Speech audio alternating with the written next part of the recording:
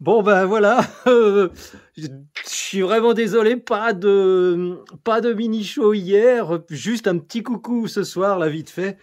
Il est 9h30, 10h moins 20 presque. Donc je vais aller vite fait au village vous uploader ça. Et donc voilà, bah écoutez, voilà des nouvelles de la terrasse. J'ai posé toutes les lambourdes, j'ai posé les petits lithos en plastique comme ça, vissés un par un. Ça, c'est pour écarter un petit peu les futures planches de la terrasse, pour les écarter des lambourdes, pour qu'il y ait un petit espace d'air, pour pas que ça pourrisse trop vite. Et alors, j'ai passé un temps fou, mais un temps fou. Oh là là, à poser toutes les cales. C'est ça qui était long. Alors, j'ai mis un peu de tout. J'ai mis des... Attendez, je vais zoomer un petit peu. Aïe, aïe, aïe, voilà. J'ai mis des parpaings, j'ai mis des pavés comme ça. C'est ça le mieux. Si vous montez une terrasse, si vous montez une terrasse comme ça sans plot en plastique, qui coûte cher, et puis bon, je sais pas, j'ai même pas essayé. euh, Essayez d'éviter les parpaings, parce que les parpaings, il y a un problème, c'est que quand on essaye de taper dessus un petit peu pour les casser, non, pas pour les casser justement, pour les caler sur du gravion, ils cassent.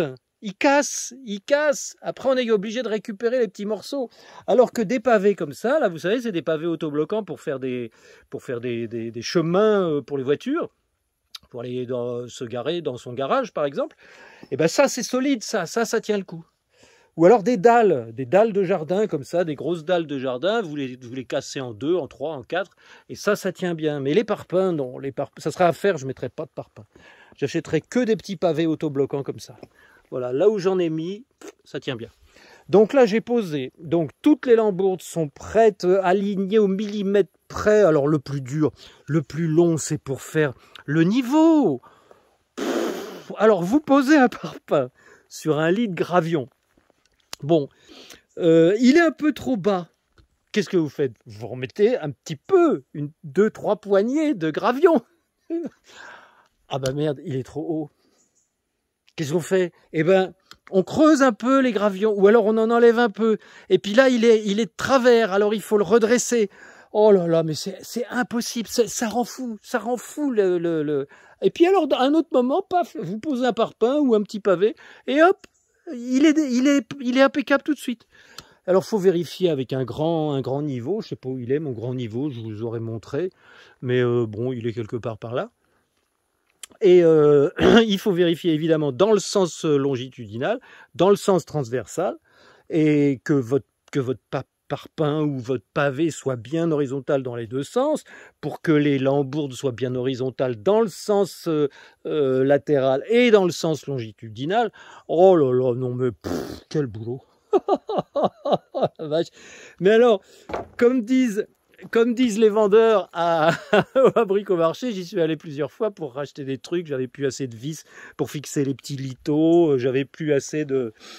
Il me manquait deux, parce que j'ai des planches de 2,40 m. Avant, j'avais les petites planches, elles faisaient 2,40 m, donc ça faisait deux fois 2,40 m, 4,80 m. Mais là, elles font 2,70 m.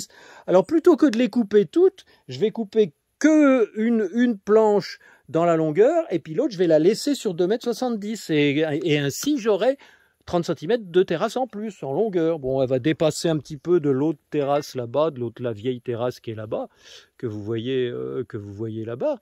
Donc ça va dépasser un petit peu, mais bon, c'est pas grave, quoi. Ça va rallonger un petit peu le devant. Enfin voilà, alors après le plus facile, bon, bah, c'est de visser les planches une par une, donc ça je vais le faire, je vais commencer peut-être demain, mais alors il faut faire gaffe, parce que si tu commences sur un côté ici, la première planche, tu sais pas où tu vas arriver de l'autre côté, peut-être tu vas être en travers, parce que tu sais, une petite erreur d'1 millimètre au début, comme il y a 50 planches, ça fait 50 millimètres, ça fait 5 cm d'erreur au début, donc faut pas se tromper, il faut vérifier tout le temps, faut tout mesurer tout le temps, enfin bon, c'est vraiment un gros chantier. Donc voilà, j'espère que vous allez bien. N'oubliez pas de je sais pas, de liker ou de mettre un petit commentaire si vous avez le temps. Et puis de vous abonner à la chaîne YouTube. Ça, c'est ça le plus important pour avoir plus d'abonnés. Comme ça, l'automate, le robot de YouTube, il propose à plus de gens. Oh, je suis fatigué. En plus, vous avez vu le ciel gris? Le ciel gris toute la journée. Pas un rayon de soleil de la journée. C'est toujours le même temps. Tu te lèves le matin, il fait gris. Ah. Allez, bonne soirée.